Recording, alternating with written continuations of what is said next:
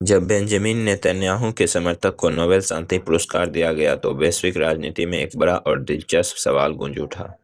अगर ऐसा हो सकता है तो डोनाल्ड ट्रंप को क्यों नहीं मिला? आखिरकार ट्रंप ने अपने कार्यकाल के दौरान मध्य पूर्व में अब्राहम एकॉर्ड्स जैसे ऐतिहासिक समझौते कराए, जिन्होंने इजरायल, संयुक्त अरब अमीरात, बहरीन, मोरक्को और सूडान जैसे देशों को बीच दशकों पुरानी दुश्मनी की दीवारों में दरारें डाली। यह कोई साधारण कूटनीतिक कदम नहीं था, बल्कि ऐसी पहल थी जिसे किसी विशेषज्ञों ने मध्य पूर्व में स्थिरता की दिशा में कदम बढ़ाया कहा जाता है कि परंतु इसके बावजूद ट्रंप को नोबेल शांति पुरस्कार के योग्य नहीं माना गया। क्यों? शायद इसीलिए कि नोबेल कमेटी केवल राजनीतिक उपलब्धियों पर नहीं बल्कि उनके मानवीय और नैतिक प्रभावों पर भी निर्णय लेती है, और ट्रंप की छवि इस कसौटी पर धुंधली पड़ गई। ट्रंप को हमेशा एक विवादास्पद नेता के रूप में देखा गया। उनकी नीतियां कठोर थी, उनका बोलने का अंदाज टकरावपूर्ण था और उनका अमेरिका फर्स्ट रवैया दुनिया को यह संदेश देता है कि वैश्विक शांति से पहले वे अपने देशों के हित को प्राथमिकता देते हैं। यही वह जगह थी जहां अंतर्राष्ट्रीय संस्थाएं और नोबेल कमेटी उनसे दूर बनाती नजर आई।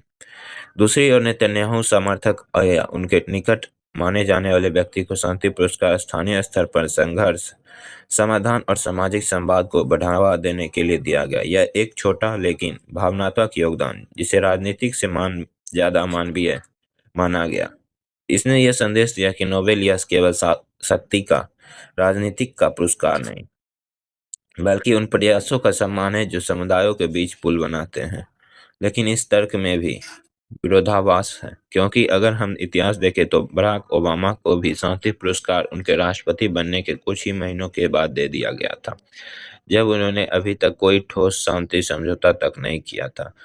इससे यह बहस तेज होती है कि क्या नोबेल शांति पुरस्कार के मापदंड अब वास्तव में शांति पर आधारित हैं या राजनीतिक प्रतीकवाद पर। आलोचक कहते हैं कि नोबेल कमेटी अक्सर पश्चिमी नैरेटिव और वैश्विक प्रतिष्ठा के हिसाब से निर्णय लेती है, यानी जो नेता लोकप्रिय या वैचारिक रूप से स्वीकार्य है उन्हें पुरस्कार मिल जाता है, जबकि जो प्रणाली या मीडिया से टकराते हैं उन्हें नजरअंदाज कर दिया जाता है, भले ही उनके कार्य को वास्तविक परिणाम दिया हो। ट्रंप के समर्थक यह भी तर्क देते कि उन्होंने न केवल मध्य पूर्व में बल्कि उत्तर कोरिया के संवाद की कोशिश में भी अभूतपूर्व पहल की थी। वह पहले अमेरिकी राष्ट्रपति थे जिन्होंने उत्तर कोरिया के नेता किम जोंग से उनसे मुलाकात की और परमाणु तनाव को कम करने की दिशा में बातचीत शुरू की।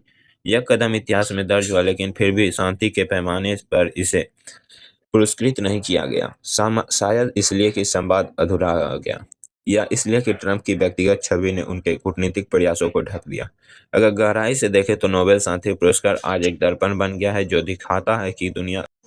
तो सवाल उठता है कि क्या नोबेल वास्तव में निष्पक्ष है? शायद सच्चाई यह है कि शांति पुरस्कार अब केवल उन लोगों को नहीं मिलता जो शांति लाते हैं, बल्कि उन लोगों को जो शांति की कहानी को बेहतर ढंग से प्रस्तुत कर पाते हैं।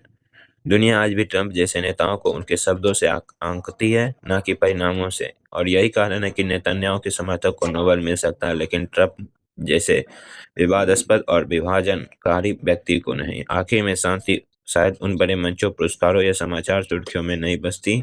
असली शांति उन गुमनाम प्रयासों में छिपी होती है जहाँ कोई नाम नहीं, कोई प्रचार नहीं, बस इंसानियत की खामोश मेहनत होती है। नोबेल मिला